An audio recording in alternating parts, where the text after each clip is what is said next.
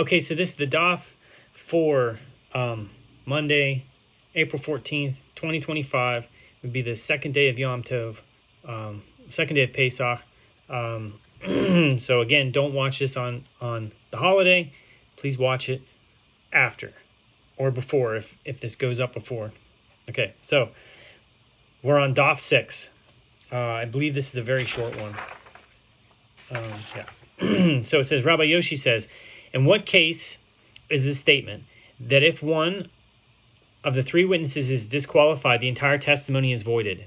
Said. Where's this statement said? It is said with regard to cases of capital law, which are adjudicated stringently, but with regard to cases of monetary law, which are adjudicated more leniently, even if one of the witnesses is disqualified, the testimony will be validated with the testimony of the rest of the witnesses. And if it is sufficient, the case can be adjudicated on that basis. Rabbi Yehuda Hanasi disagrees and says, if one of the three witnesses is disqualified, the entire testimony is voided in both cases of monetary law and the cases of capital law. And when does one disqualified witnesses void the entire testimony? Only when the witnesses forewarned them before. Only when the witnesses forewarned them before they performed the transgression, thereby demonstrating their desire to fill the role of witnesses in that case. But when did they not forewarn them? But when they did not forewarn them, what shall two brothers do in a case where they, together with others, saw someone who killed a person?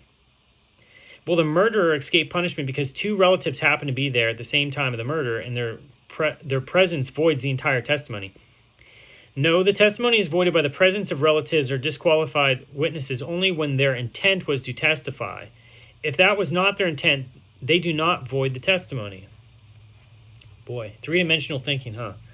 Maybe 4 or 5. Okay, but anyway, apropos, the statement in the Mishnah that the halachic status of 100 witnesses equals that of 2 witnesses with regard to the halacha of conspiring witnesses, among other halachot, Rava says, and that is their status only in a case where all the witnesses testified within the time required for speaking a short phrase. If their testimony extended over a long period, the testimony of the witnesses does not constitute one testimony. Rav Acha of Difti, of time indicated by the words, I'm sorry, I skipped a line. Rav Acha of Difti said to Ravina, now, what are the circumstances of the period of time indicated by the words, within the time required for speaking a short phrase? It is a period whose duration is equivalent to the duration of greeting of a student to a rabbi. Shalom alecha, rabbi, which means greetings to you, my teacher.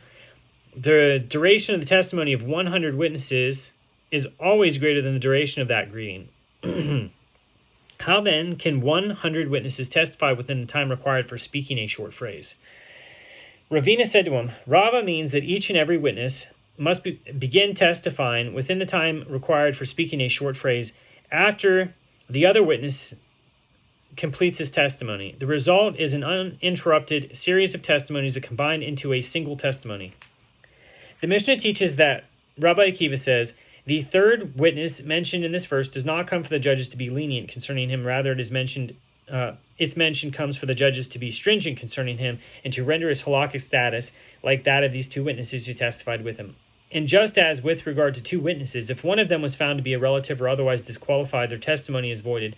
The same is true for a set consisting of numerous witnesses.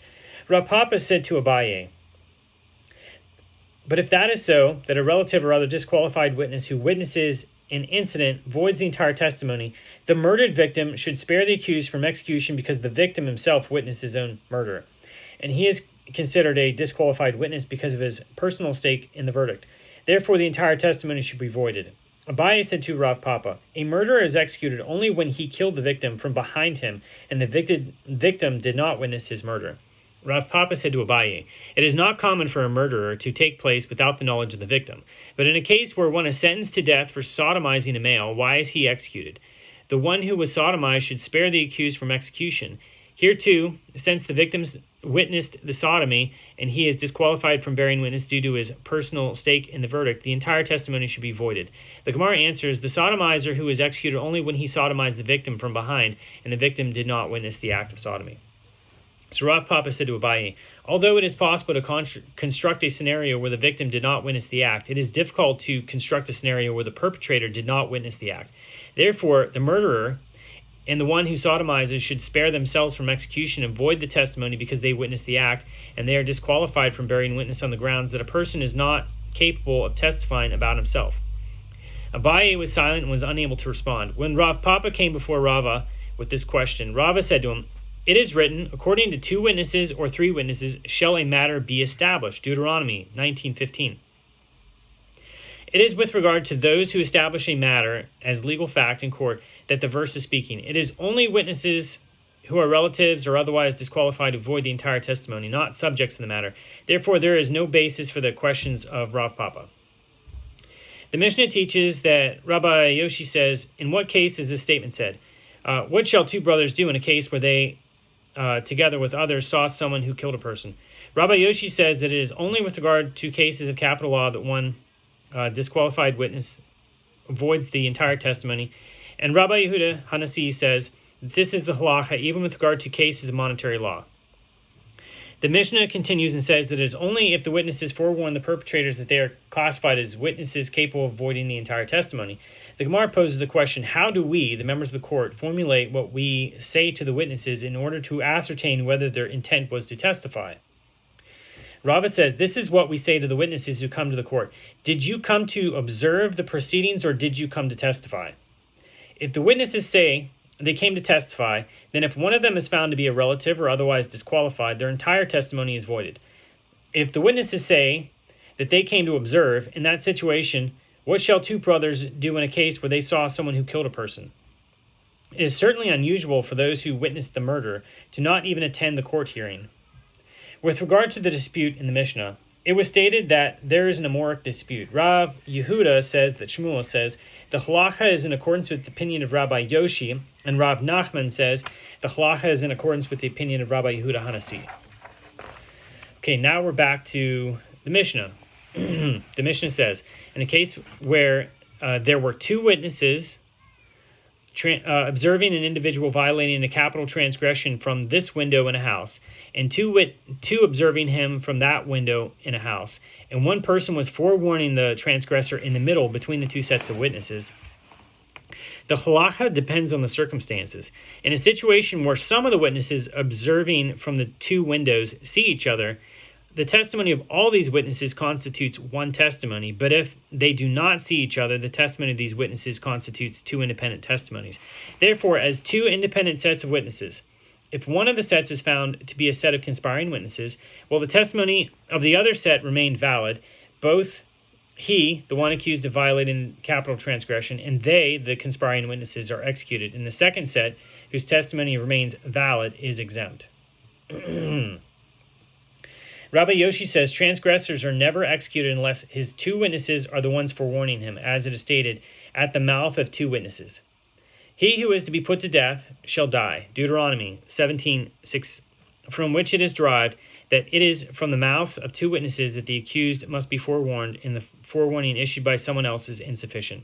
Alternatively, from the phrase, quote, at the mouth of 2 witnesses, one derives that the judges must hear the testimony directly from the witnesses, and the Sanhedrin will not hear testimony from the mouth of an interpreter. Now we're back to the Gemara. Rav Zutra bar Tuvia says that Rav says, from where is it derived with regard to disjointed testimony, in which each of the witnesses saw the incident independent of the other? It is that it is not valid. It is derived from a verse as it is stated, quote, he shall not die at the mouth of one witness. Deuteronomy 17, verse 6. The exposition is as follows. What is the meaning of one witness? If we say that it means one witness literally, we are learning it from the first portion of the verse, quote, at the mouth of 2 witnesses, indicating that the testimony of fewer than 2 witnesses is not valid. Rather, what is the meaning of one witness?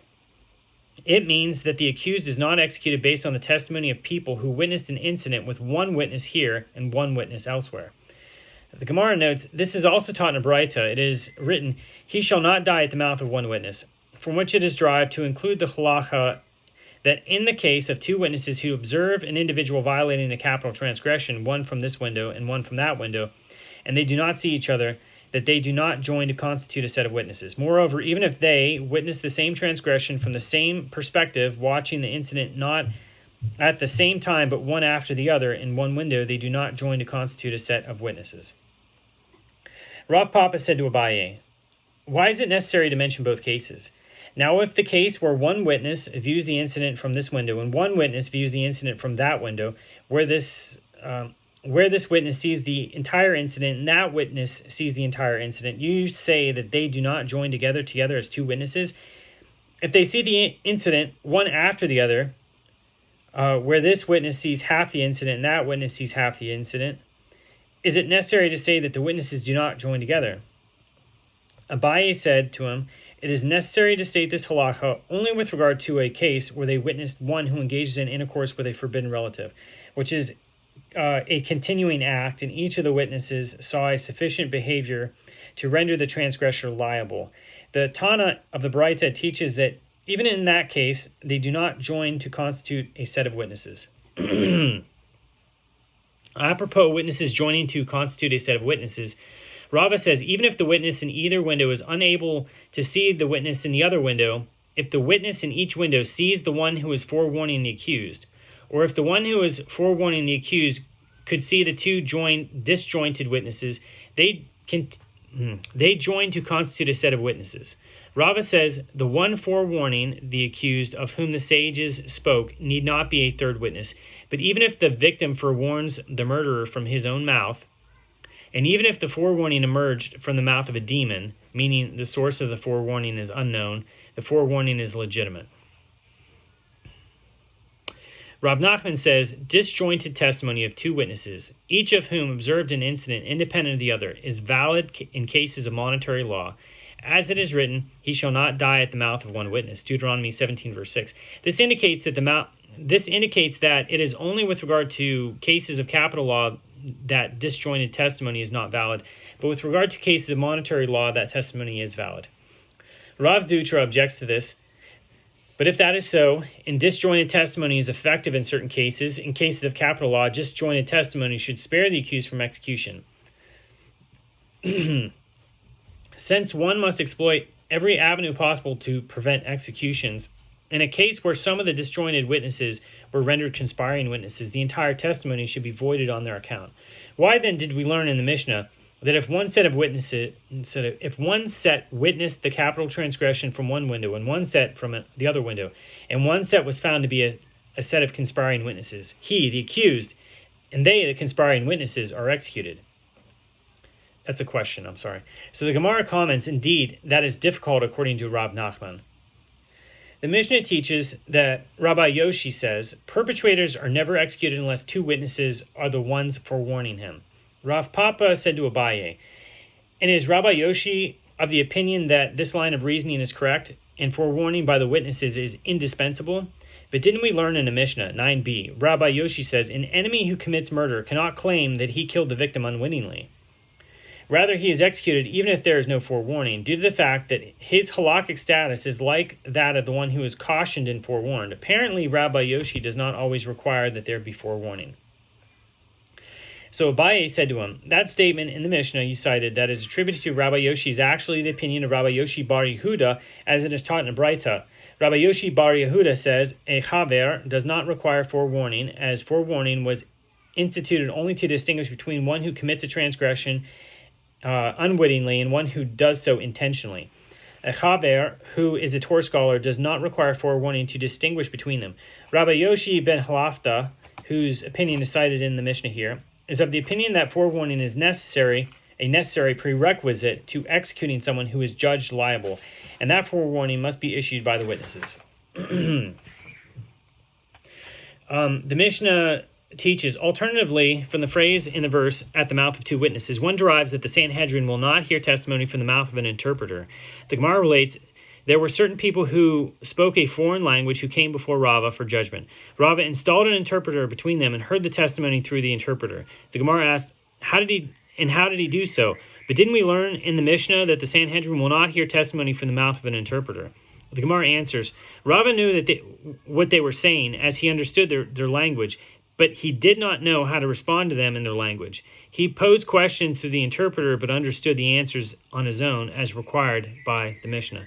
Okay, that is the end of Daf 6. So thank you very much. Have a wonderful Kol HaMoed, Pesach, and Shabbat Shalom.